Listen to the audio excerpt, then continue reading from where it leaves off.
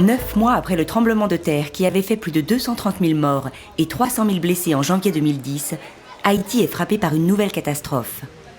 En novembre 2010, l'épidémie de choléra, qui a débuté dans les départements ruraux du centre du pays, se propage rapidement à l'ensemble du territoire. Les autorités essayent de réagir le plus rapidement possible, avec le soutien des organisations internationales.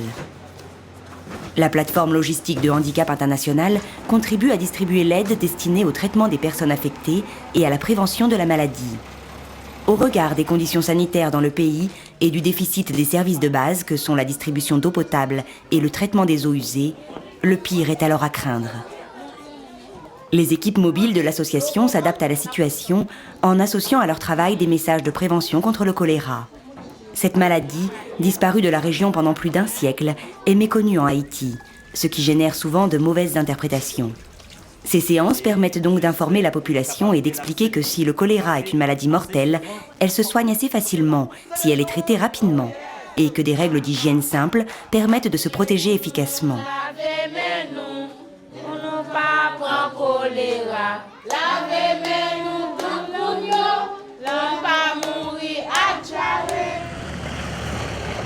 Avec l'effort de l'ensemble des acteurs de santé, l'épidémie de 2010 a pu être maîtrisée. Cependant, la maladie est maintenant présente de manière endémique dans différents endroits du territoire et touche notamment les zones les plus isolées de l'île, comme la localité de Martel, située dans le massif montagneux de Grand Goâve. Ce jour-là, de nouveaux cas, dont un mortel, sont signalés à l'équipe mobile de handicap international.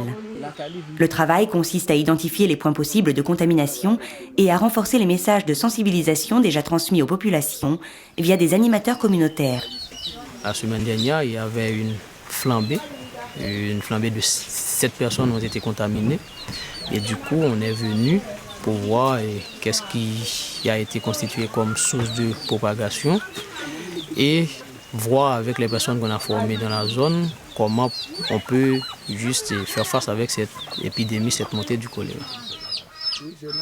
Puisque terre, les méthodes d'infiltration, quelle que soit de l'eau qui sous lit, de l'eau à rentrer, mais toute l'eau ça il y a une avec une nappe phréatique en côté sous le sorti.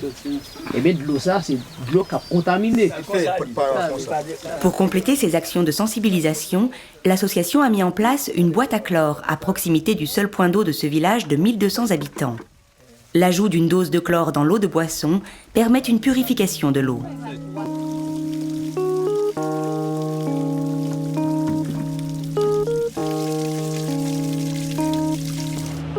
Parallèlement à cette urgence sanitaire, Handicap International a poursuivi et amplifié ses projets en appareillage et réadaptation. Maintenant, les techniciens fabriquent des prothèses définitives, ainsi que de nombreuses orthèses. Le centre propose aussi l'appareillage des membres supérieurs, ainsi qu'un atelier vie quotidienne pour permettre aux personnes de réapprendre les gestes les plus simples. Avant, c'était difficile pour eux, surtout de d'éplucher une banane.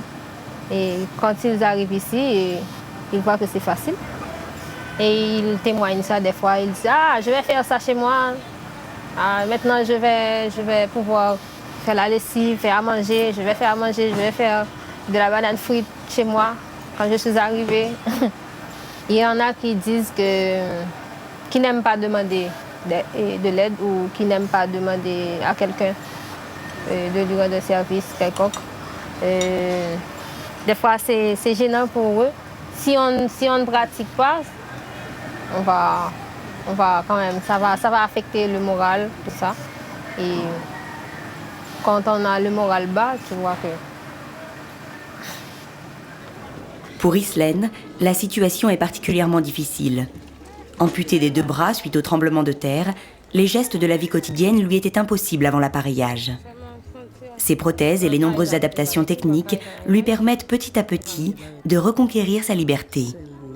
Bon, je me sens bien parce qu'avant prothèse, c'est eux-mêmes utilisé parce que l'aime te joindre yo ça te fait bien en pile parce que l'aime beaucoup gain yo aller m'a regarder moi son monde qui te qu'on a bossé pour moi son monde qui te qu'on a fait une série de bagages pour moi qui veut dire me senti pas de bon du tout bon les mal handicap international là yo te réussi ban moi bagages ça yo ban moi yo nous me senti bien parce que on prend yo bosser dame bien pour nia manger à l'aise qui veut dire les mal dans toilette tout comme si que m'pas besoin personne ça a été bien aidé en pile. Ce combat pour l'autonomie, Islande l'a également mené. Elle fut l'une des premières patientes à être appareillée par Handicap International. Aujourd'hui, elle a repris ses études et est parfaitement à l'aise avec son faux pied, comme on dit ici. Depuis là, et pour ça, dans l'école là. Depuis à l'école, vous devez maintenant tout pour passer. Et pour ça. Pour Jean-Reynold Bernabé, le papa de Renan, 10 ans, amputé à cause du séisme, l'accès de sa fille à l'éducation est aussi un point essentiel. Non, juste l'aide, si on connaît, si on sont obligatoires pour voir l'école, sont droit parents pour voir l'école. Mais c'est des problèmes qui viennent arriver, qui viennent cause. Moi, pas en médecine.